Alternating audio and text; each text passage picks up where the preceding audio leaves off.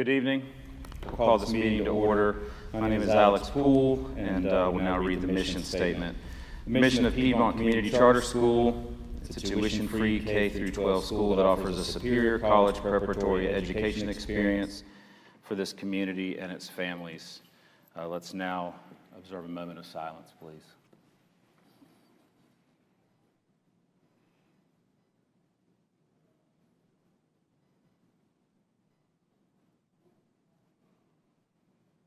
Thank you. All right, we're back in here again, emergency meeting. I've been in contact with Ms. Killen this week, and nobody wants to be back here talking about this again. And we just thought that it was necessary to come back in here, look at adapting based on some new things that have happened at our campuses in this past week, and Ms. Killen will go over that. But some positive tests, some quarantining, and kids aren't even back in yet. Many of us prefer, obviously, because we voted to go with optional. We like parent choice. We want to be there. But right now, it's just tough. And keeping the kids in the school is the priority.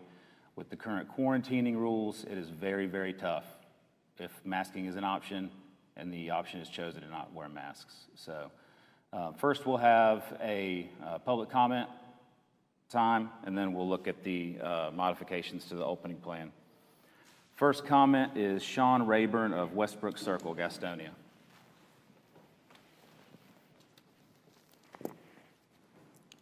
Right here? Okay. So I'm as you said, I'm Sean Rayburn. I'm a PCCS parent of 14 years. I had a 2020 graduate.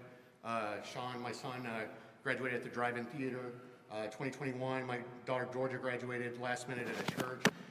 Both were unfortunate that they couldn't graduate in the school's building, but they're very unique and proud moments. And right now I've got my third child, Kyle, who's 11, and he's a sixth grader. In January 2021, my wife and I, we contracted COVID, and it was not fun. We've both experienced long-lasting effects. I've had permanent lung damage. My wife lost her sense of smell for 7 months. She's just getting it back. I wanted to, kind of tell you some of these things from my perspective. I'm a 20-year Microsoft employee. I'm not a doctor. I'm not an ER nurse. I actually stand to lose a lot of money personally if the kids are not in school. That's my bias. I want the kids in school. My company makes money if all the schools are remote. So, I'm not going to pretend I'm somebody different. I work in cybersecurity and risk management. And talking to my customers worldwide, the things that I've found is, number one, this virus does not care about the United States, and it does not care about the 194 other countries. It does not care how you vote. And this Delta variant is a game changer. It does not care what your age is or what the previous statistics are. My 11-year-old, he can't get vaccinated. He's going to wear a mask in the school. We're managing risk, just like wearing seatbelts. He'll get the vaccine when it becomes available. He cares about protecting himself, his classmates, his teachers, his parents, and his grandparents. For anybody that will say that child abuse to wear masks, my daughter did all last year. She walked across the stage with a mask on, and she's still going to look back at PCCS very fondly. And I would argue, it's making children more susceptible to a disease that is killing millions. Is that less abusive or more abusive than wearing a mask? I'll let you decide. If a classmate dies, will that not also have a lasting effect? I think the solution needs to be bigger than what we're talking about. It needs to be the addition of the vaccination. We need to add the vaccination to the list of already required vaccinations like dip, tet, and polio, and measles, mumps, rubella. We need to make it to where if we don't have everybody in every facility vaccinated, then everybody's got to wear a mask. We need to make it to where not only is it the students, but it's the teachers and the people that are 11 and under. They need to be protected. We need to stop the spread. The vaccine's not a cure. We need to stop the spread, and that's what the masks are for. Overall, we all need to be better parents. The behavior of all the parents is making it to where I have to coach my son to resist mask bullying and peer pressure. Kids are a reflection of their parents. Our ticket to freedom is through vaccination and wearing masks. We have to protect each other. People who resist vaccines and masks are taking the freedom away from the people who want to do the right thing and help their fellow man. We need to make the prudent choice, not the convenient choice, not the political choice. We need to make masks required. We need to add the COVID vaccines to the list of required vaccines. And we need to require tests for people that are eligible to get the vaccine but can't get it or won't be able to, aren't complying with doing it. That's all I got. Thank you. You got that, Tyler? Next, we have Abigail Kelm of Wright Street, Gastonia. I'm here to speak on the optional mask mandate. I realize this has gone to vote twice. However, I'm just getting kids into Piedmont due to the lottery and didn't have a voice. I'm a parent of 2 here, 1 in 4th and 1 in 7th. I'm hoping for a reversal of your decision. I've kept my kids home from school for the last 18 months due to COVID. As a family, we've made the difficult and scary decision that it's best for them to be back in the building. As parents, we ultimately do what is best for our children, but also look for our communities to do what's best for them and aid in their protection. As the number of deaths and hospitalizations are increased, the question becomes, why wouldn't we do the bare minimum to protect ourselves and each other? This data is according to the North Carolina Department of Health and Human Services. On August 16th last year, total cases statewide were 757, with a breakdown of ages from 0 to 17, so I'm including siblings in this. On August 15th, 2021, 4 days ago, total cases statewide was 6,050. That is an 800% increase. In Gaston County, the cases are as follows, and the breakdown is the same. Last year, total case count was 36. This year, the total case count is 135. That is a 375% increase. Statewide, with 95% hospitals reporting, there are 3,083 fathers, mothers, sisters, brothers, cousins, and friends in the hospital currently. 729 of them are in the ICU. Statewide, there are 2,143 available ventilators. 1,344 of them are currently in use.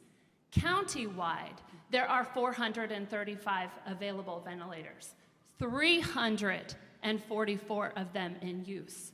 Do the math, there's not that much. They're almost gone.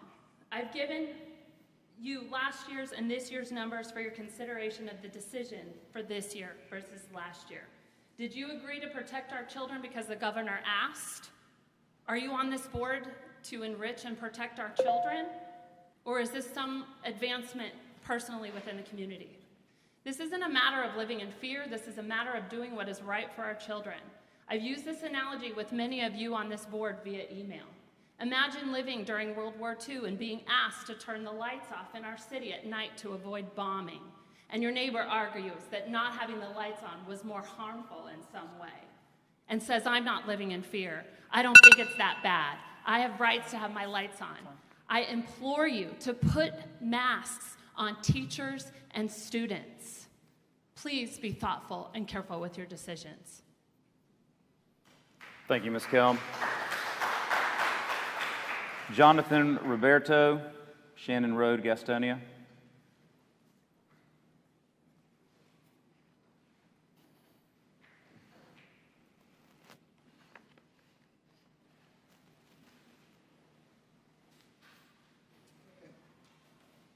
How you guys doing tonight? It's a shame that we're here again to go over this again, but we need to look at the real picture, okay? We've seen school districts across our area switch back to going mandatory because of the very simple facts. COVID is here, it's gonna be in the school, it obviously already is. So the easiest way that we can keep these kids in school and keep the distraction to a minimum is having every kid wear a mask. With the current protocol for isolation precautions and all that kind of stuff, the more kids that wear a mask, the more teachers that wear a mask. If one teacher is, whether they're vaccinated or not, comes down positive in front of a classroom with optional masks, the entire classroom is going into isolation. With masks being used across the board, it's only the first 1 or 2 rows within 6 feet. I mean, it's simple math. If we don't have the kids in class, why are we even having a school? When all it takes is just putting a simple piece of cloth, like a t-shirt, like a pair of shoes, with the excuses of it's uncomfortable. Well, when your kid is growing up, is it uncomfortable to be in a car seat? Is it uncomfortable to be wearing shoes when you're learning to walk? We do what is right for our kids in the grand scheme of things. So let's do the very simple and straightforward thing of protecting each other and protecting everyone by just simply wearing a simple piece of cloth over their masks.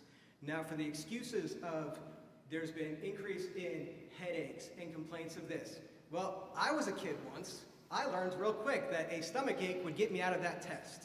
So if these kids realize that I'm getting a headache from this mask and I get to go to the nurse's office, well, then what do I get to do? I get to get out of the test that I forgot to study for. Or I got to get out of the class that I'm struggling in because, oh my God, I suddenly have a headache.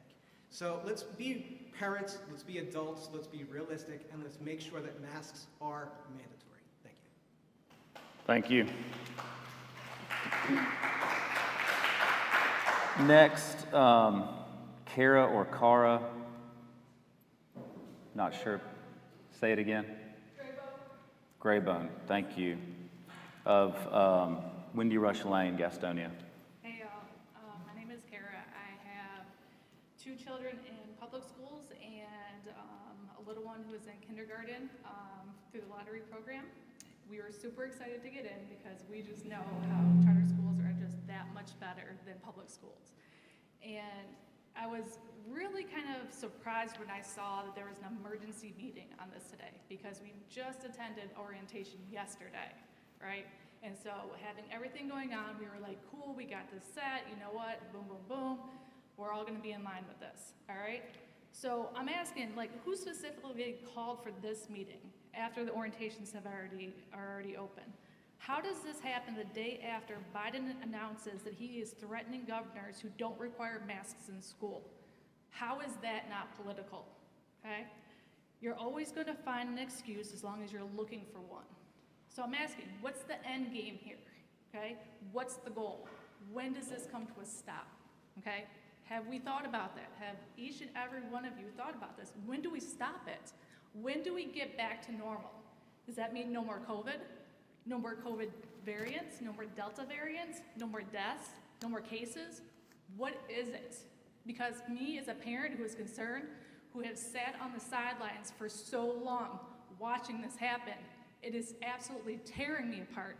And to have my kids involved in this, and they have no idea what's going on. If you ask them, do you want to wear a mask? No, I can't breathe in it. Well, that's why they wear it improperly. That's why they wear it under their nose. So if we're looking for what's best for our children, how about we leave that in the hands of the parents? When did the parents stop having a voice in what's best for their family? When does the government make an umbrella policy for everybody saying this is what you need to do? They're taking away our freedoms to be able to choose what's best for us. I'm not telling my neighbor what's best for them. I'm not telling the school board what's best for them. Why are they telling me what's best for me and my family? Okay, this is where we have a problem here. If you want to put a mask on your kid, if you want to vaccinate your kid, absolutely. My other question is, we've heard from a lot of doctors, we have a lot of statistics that are out there.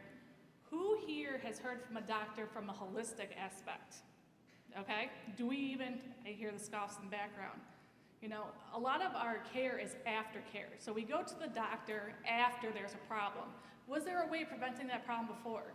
Childhood obesity is one of the main things on the rise right now.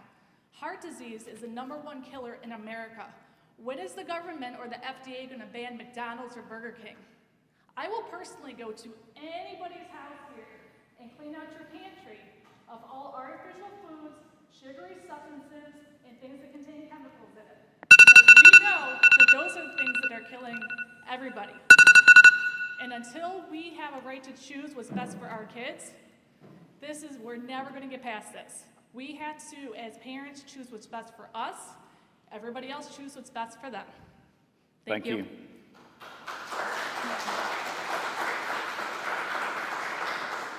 Heather Jernigan, Old South Lane, Gastonia.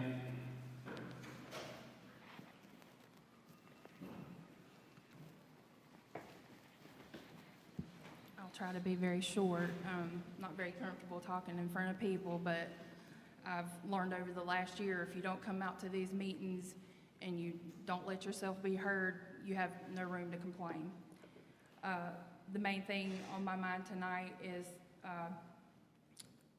I listened to a video last week of a doctor talking about the mask, and he was talking about how your mouth is the dirtiest place on your body.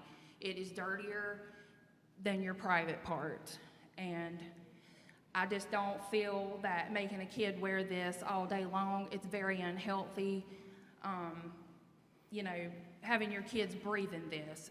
We're meant to breathe in oxygen, breathe out carbon dioxide, and I do not agree with, you know, kids breathing that all day long. I think it should be a parent's choice, as the lady said before me. You know, no government trying to tell you what's right to do for you and your children. I do know at the end of the school year last year, my daughter was remote the entire year last year, so she's really looking forward to coming on campus this year, but I know when she went in for AOGs at that time, they had changed it to where, you know, the masks were not required in the classroom anymore, but they did ask that you wear them in the hallways, commons areas, places like that. I'm okay with that. But I don't think my child should have to wear one the entire school day. And that's about all I had to say. Thank you. Thank you. Josh Walker, Hepzibah Church Road, Bessemer. Hi. Apologize, I didn't really write anything. But I just want to say that I actually work for a company, and I did work the entire pandemic, that makes fabric, and we actually made masks. So the masks that we sold were 3-ply, and they had antimicrobial finish on them. So they were guaranteed for, I think, about 20 washes, and then that antimicrobial is gone. So all these masks that everybody's wearing probably came from China, because we can't even really sell our masks anymore, because you can get them for, what, $1 or less on Amazon. So how do you know that you're actually stopping COVID with this mask? Dr. Fauci himself said that the droplets, COVID droplets, are smaller than any cloth mask is going to stop. So I'm here. I'm fine if anybody wants to wear a mask, if they want their kid to wear a mask, but I don't want to force my children to wear one. I was so relieved when you guys initially said that you weren't going to require it. I have a daughter who has breathing issues. She takes breathing treatments. She's been on a nebulizer since she was a baby. This is really detrimental to my kids. So I would really appreciate if we could, you know, make this option. Thank you. Thank you. Nicole Walker, Hepzibah Church Road, Bessemer City.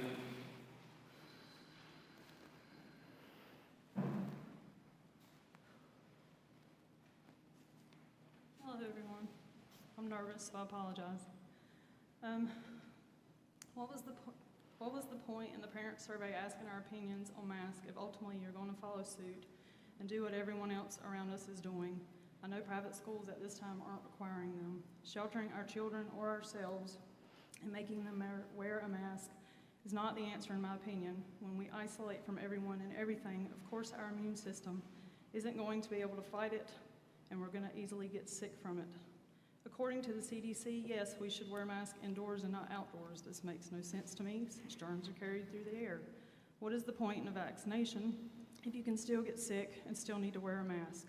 Even when a vaccination is available for younger kids, my children will probably not get it. They both get sick even when they have gotten the flu shot, and children with multiple allergies have been having serious side effects to these shots.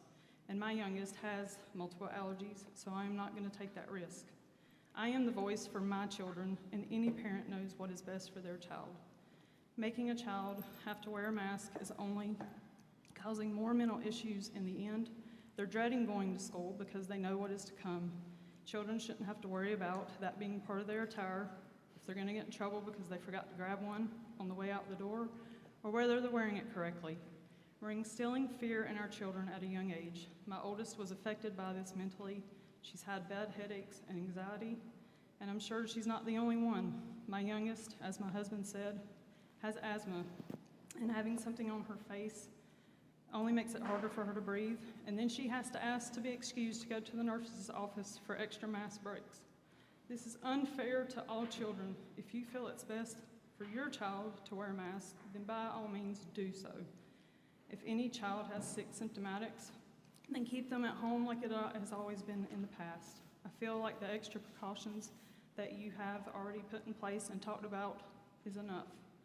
I feel if we keep doing what the government or media says, then we're setting everyone up for failure. I was in the military, so I know that the government likes to instill fear in people, just as they do when you're going through any boot camp and training. They only tell you what you need to know and not the full story while isolating you from everyone. The media only wants you to see the bad things. Stand up for our children and be their voice. We didn't do this before when it was just cold and flu season. If masks keep being a normal, then parents are eventually going to switch to homeschooling or find somewhere that won't implement these rules. We can't keep living in fear when in the end no one knows or has the answers to COVID. Thank you. Thank you.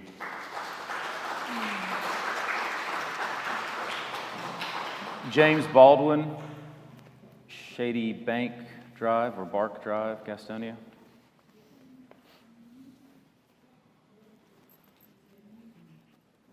So last time I came up here and explained fear-mongering, using numbers, bigger numbers to create fear, or get you to change your mind on things.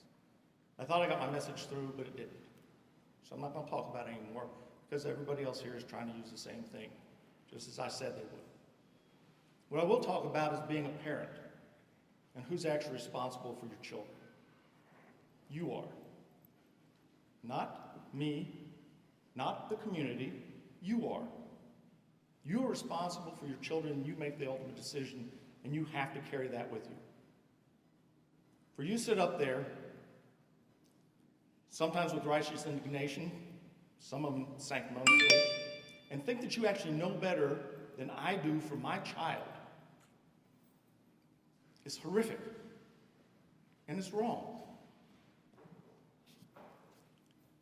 At this point, I'm with a lot of these other parents, and we either need to replace the school board with people that understand being a parent is being a parent, and educating our children is educating our children. We protect our children. You educate them. And if you can't take that, we either need a new school board or we need a new school. Thank you.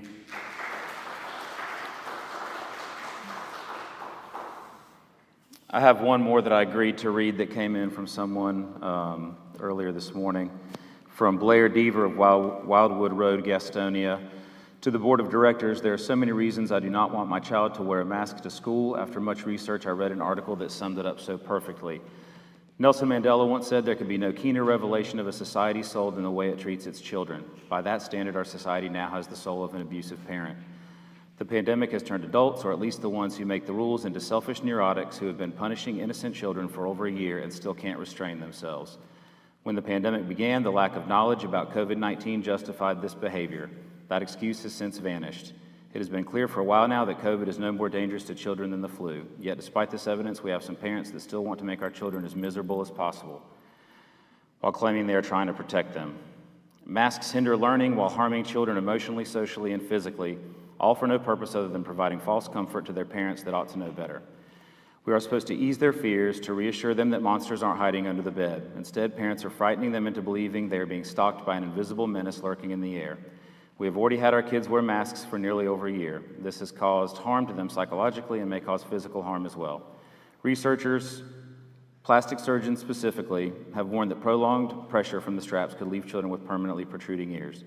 By hiding teachers' lips and muffling their speech, masks made it harder for young children to develop linguistic skills and prevents children with hearing impairments from lip reading. Teachers and children cannot rely on facial cues and are more likely to misinterpret one another, particularly children on the autism spectrum. Studies have proven that masks are causing children to have headaches and making it more difficult to learn. Not to mention, our school nurse attested to that during the last board meeting. As well as other side effects, and increased reluctance to go to school, unhappiness, malaise, impaired learning, drowsiness, and fatigue. Some have also noted in epileptic children, such stress can increase the likelihood of a seizure. Masks can be breeding grounds for infections from bacteria, mold, and fungi, which is why the CDC recommended it be washed with soap and water daily or changed frequently. There are parents that send their kids to school in ill-fitted clothing and dirty clothing. Do you believe their masks are being cleaned appropriately? There have been excellent studies done in Sweden on the effects of masks in children and whether or not they affected the adults in their lives. I will not get into all of that, considering I'm only being given 3 minutes to argue my case. I'm sure the majority of you have already decided what your vote will be, again, but for those of you that are a bit more open-minded, I want you to think about this. No one knows your child better than you do, just like no one knows my child better than me. People on the outside do not see the anxiety your child may have going to the doctor or not having their nightlight on when going to bed. People on the outside do not know the anxiety that masks have caused my child. If you choose to mandate masks in our school, you are choosing to abuse our kids for another year. These years are so precious, don't ruin another one. The parents and teachers spoke volumes in the last survey. Please do not forget that. Don't let the 33% of selfish parents trump the 80% of teachers and 67% of parents.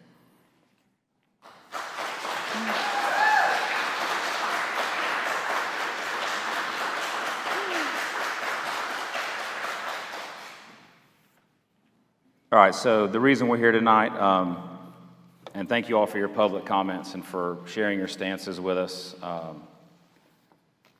This is not an easy one, obviously. We have people on all sides. It's a tough one.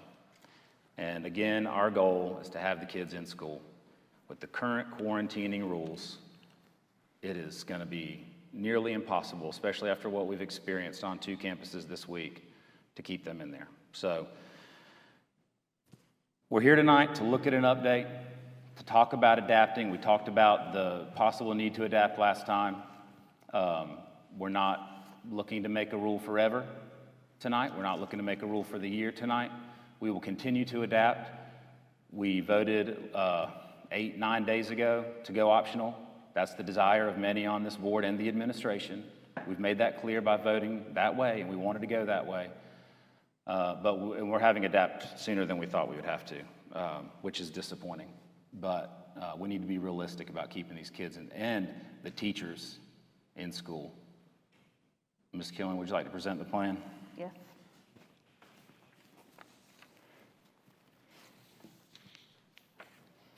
So the original school plan was for masks to be optional. The circumstances have changed and we need to revisit it. As you know, I have advocated for masks to be optional, and that is really where I want us to be at some point. This is an extremely difficult situation to navigate, and I know we cannot make a decision that will make everybody happy. However, COVID-19 has already impacted school operations. We have also learned from the experiences of other schools that have already had students in person. The Delta variant has the fastest acceleration rate since the pandemic began. After the first week of teacher workdays, we have experienced 7 positive cases. At the high school, 2 staff members tested positive before the workdays began, so they've been in quarantine. The middle school has had 1 positive and another presumed positive because of exposure. The elementary campus has had 4 positives and 1 quarantine because of exposure. It only takes 5 to make a cluster. We're close to that. These cases absolutely were linked, and the spread did happen in the school. If students had been in the building without masks, large numbers would have needed to quarantine. We need to reduce the potential numbers that have to quarantine, students and staff. When teachers have to quarantine, they are not here to teach the kids. It is difficult to find subs and have enough subs to cover teacher absences. Also, if large numbers of students are quarantined, parents will have to miss work and stay home with them. It is about a continuity of operations. I know of a charter school that has to delay opening for 2 weeks because of quarantining their entire staff. Other schools have been in the news because of high quarantine rates. Our county is experiencing a high viral transmission rate, as is the whole state of North Carolina.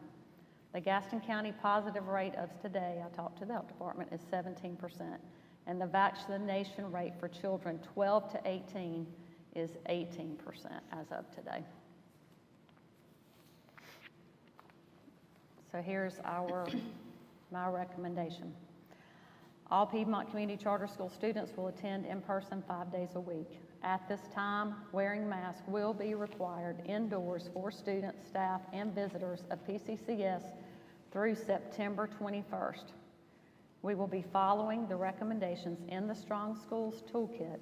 This plan will be reviewed and may be updated at the board meeting on September 21st. And of course, I'll include the other statement I had in the last plan. The PCCS Board of Directors reserves the right to make changes to this plan based on future COVID-19 data and its impact on school operations.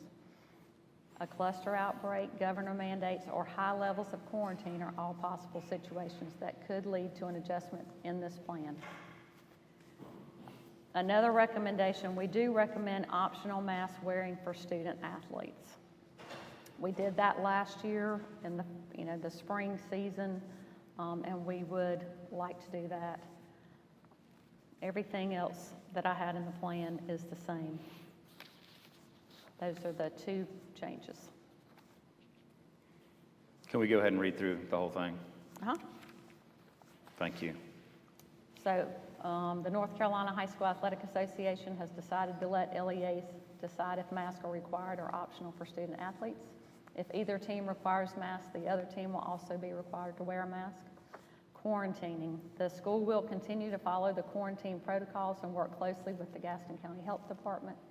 Students who have tested positive for COVID-19 or those who are quarantined due to being a close contact to COVID-19 positive case will have access to Google Classroom, Seesaw K2, and will be able to join live instruction virtually for core classes or required classes for graduation only. And I do want to explain that a little bit. We are not calling it remote learning because that was only sanctioned for last year. So when I say join live instruction, that means they have talked to a nurse, we know they're quarantining, and then the nurse will let the school director and the teachers know the next day, to give them the Zoom code so they can get in and join virtually. If a student is symptomatic for COVID-19, families will need to communicate with the school nurse immediately. We will continue all cleaning protocols, and they will remain in place with an additional day of electrostatic spraying after school hours. Those days will be Wednesdays and Fridays. And I had put the updates we've made. All the air filters are upgraded to Mode 13. Elementary and middle school campuses now have touchless water faucets in the bathrooms. The HVAC unit in the gym at the elementary campus has been replaced. The water fountains on each campus are still not usable, but each campus has bottle fillers. Vending machines will be filled and managed on each campus with sanitizing procedures. Thank you. You're welcome. Any questions? The quarantine, I just want to clarify, if a student has been vaccinated and they are exposed to someone, they do not have to quarantine, correct? That is my understanding. Okay.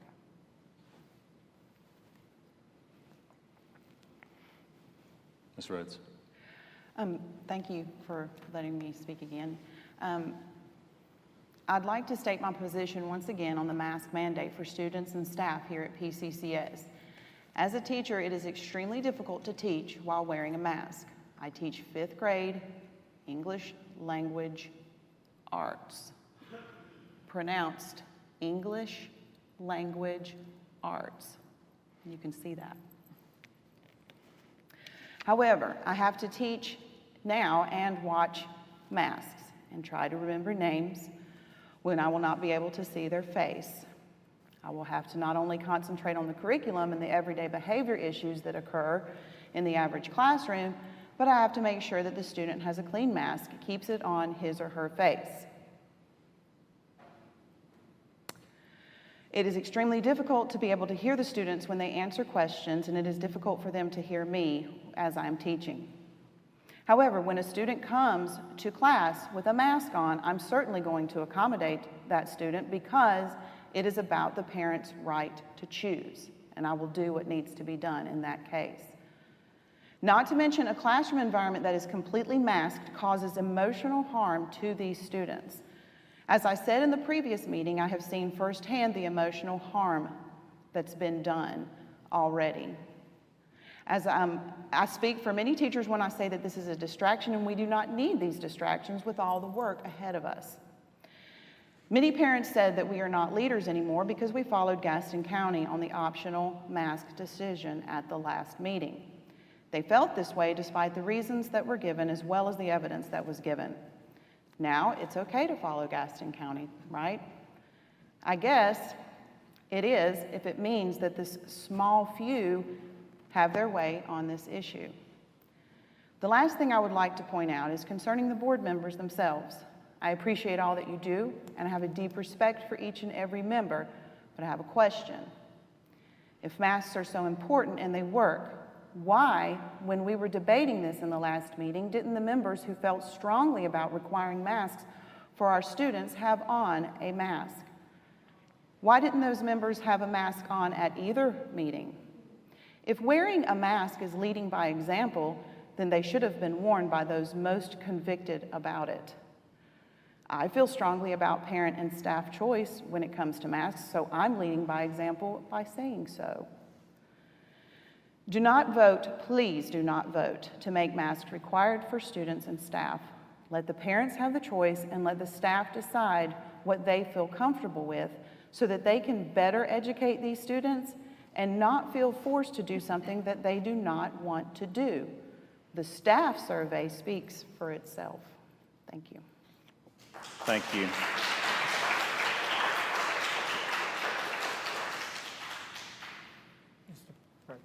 Ms. Crawford. I am one of those people who felt strongly about the mask. The reason that I did not wear a mask is because I am vaccinated. I was inside here with people who are vaccinated at a big distance, a good enough distance for me. So that is why I did not wear a mask, but I still support wearing a mask. Thank you. Thank you. And since the question was raised, I would like to answer it as well.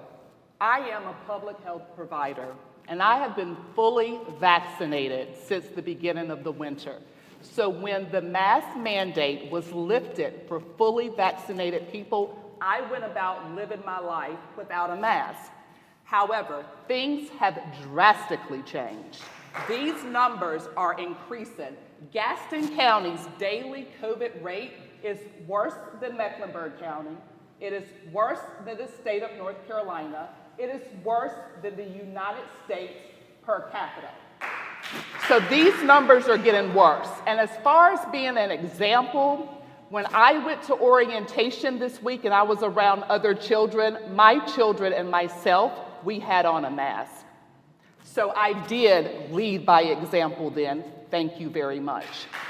So, and let me also say, for anyone who says about rights, you do not have a right to give my child or me a communicable disease. So let me clarify that right now. You do not have the right to infect me or my children with a communicable disease. And I will stand with the CDC. I stand with the local health department. We are leaders. That is their profession. And as professionals, we should follow their guidance. We should follow the guidance of the Centers for Disease Control. We should follow what our public health director of Gaston County is saying. So that is how I vote. That is why I vote. Any more questions? Thank you, Ms. Largent. All right. Are there any questions, any clarifications that need to be made? I do want to make a statement here. First of all, I'm very disappointed in just about everyone. Last week we met and we stated, clearly we stated, that we were going to make it optional only if certain situations did not occur. So the statement that we are here and all the little comments on Facebook are so untrue. We are here because circumstances brought us here, not because political reasons, not because we're trying to be higher in the community. None of those statements are true. We are here because of the health and safety of our children and our staff. And you, I work in healthcare, and this will go to, if a child gets COVID, or they are even exposed to COVID, they may not have the symptoms, but they go home and they give it to mom and dad. They give it to the grandparents. Who's going to take care of the kids then? Okay? If your child has to be quarantined because another child exposed them because your child didn't have a mask on, now you have to stay out of work, or somebody's going to have to watch your child. Or, God forbid, we have a whole big cluster, an entire grade, and the entire grade has to be out a minimum of 14 days for exposure. 14 days, a child being at home.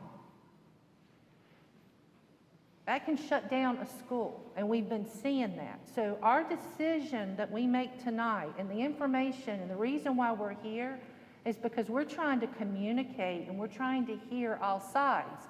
But we have to take a stand. We have to do what's right for the safety of everyone. Not just the children, not just the teachers, but all of you out there, for all the parents, for all the grandparents, for the community. And it's very disappointing to hear some of the statements that are made and are written, and they're stabbing statements that are so untrue.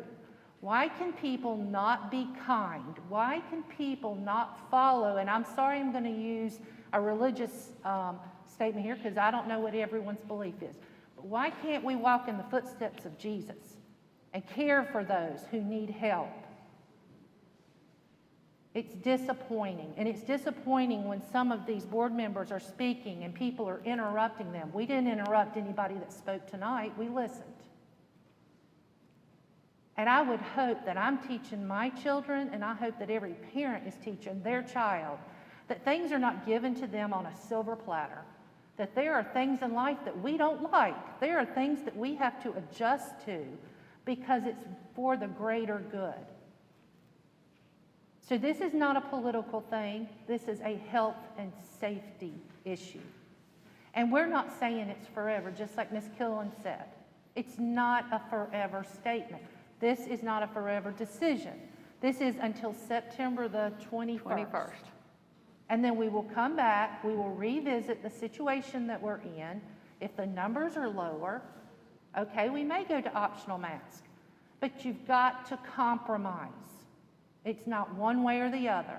We compromised last week, we listened to what the survey said, and we compromised. But circumstances changed. That we had no control over. And I will not put my head on the pillow at night knowing that a child or a staff member or a parent or a grandparent died because we did not protect everyone. Thank you.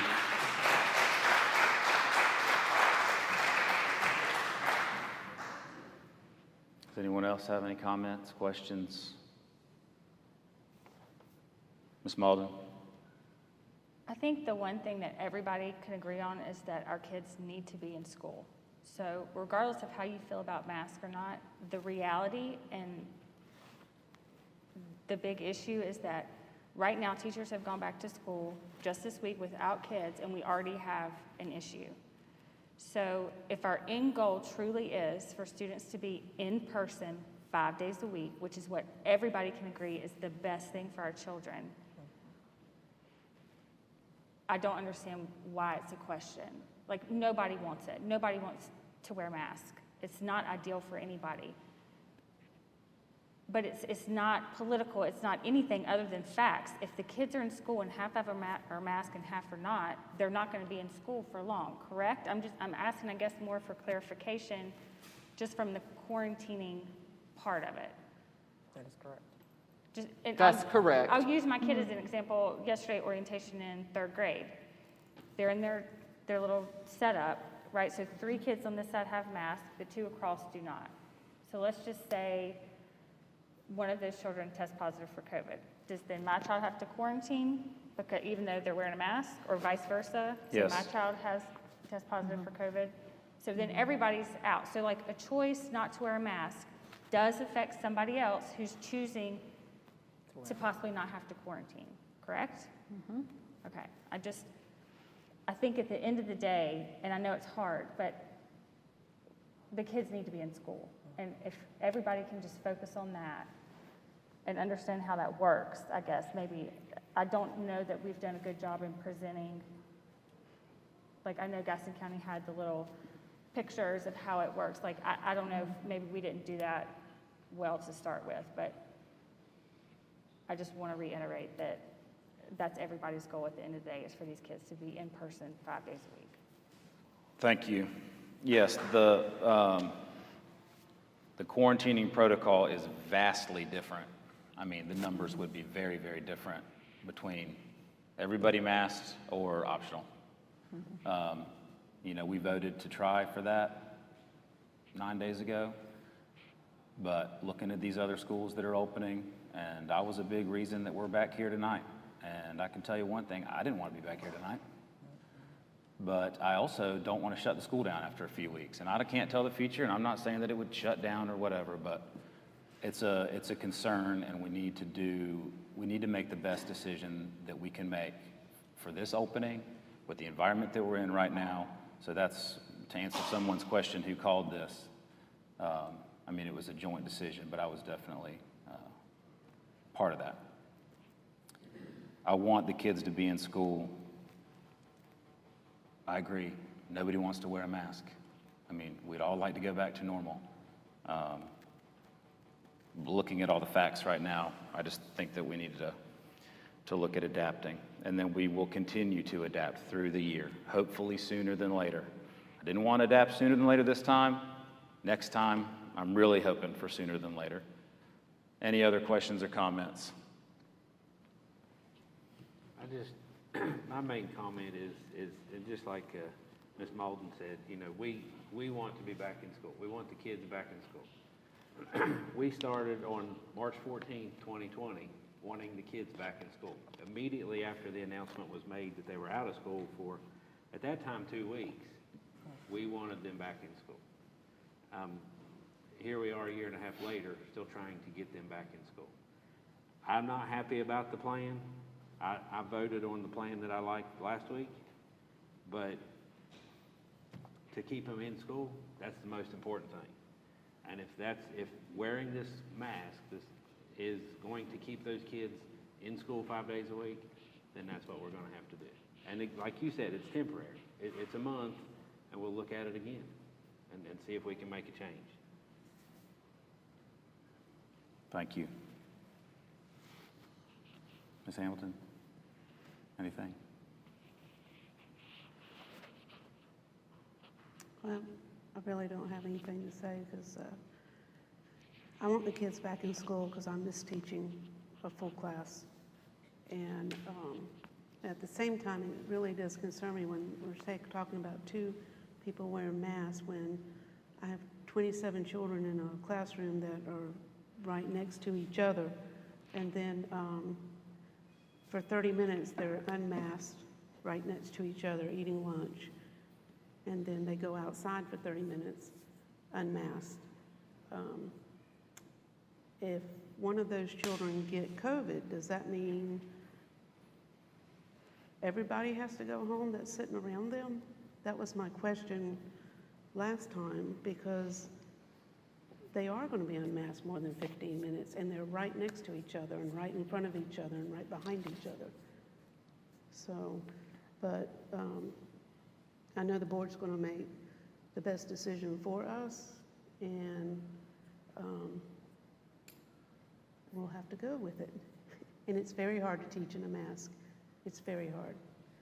You lose your breath when you're walking around trying to help the students and trying to talk to them and then trying to understand what they're saying. And orientation yesterday, which I had a wonderful orientation. I had some wonderful parents and wonderful students that came.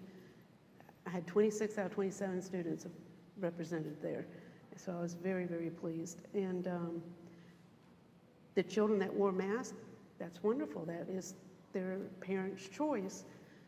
But each one that I wanted to talk to, I had to bend down so I could hear them talk. And I'm thinking, I'm right there in their face trying to hear them. And that's how it was last year, is that I had to go right to them to hear them speak. So in a classroom situation, I'm just giving the opinion of me and what we go through all day long.